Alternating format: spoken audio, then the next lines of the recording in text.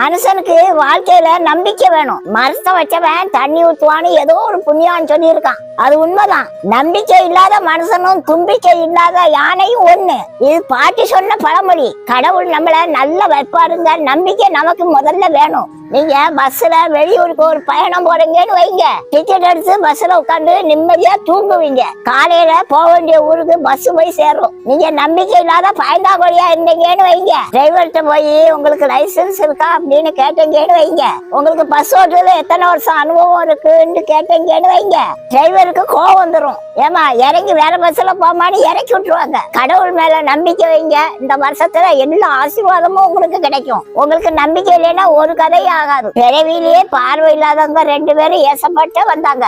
ஏசப்பா என் கண்ணை திறங்கன்னு சொன்னாங்க. அதுக்கு ஏசப்பா என்ன கேட்டாங்க தெரியுமா? உன் கண்ணை திறக்க என்னால முடியும்னு நம்புறியா அப்படின்னு கேட்டாங்க. ஆமா ஆண்டவரே நம்புதோம்னு சொன்னாங்க. உடனே கண்ணை திறந்தாரு. 2 பேருக்கும் கண்ணுல பார்வை வந்துட்டு. நல்லா புரிஞ்சுக்கோங்க, விசுவாசங்கிறது ரொம்ப முக்கியம். ஏசப்பா ஊர் ஊரா கிராமமா சுத்தி அலைஞ்சாங்க.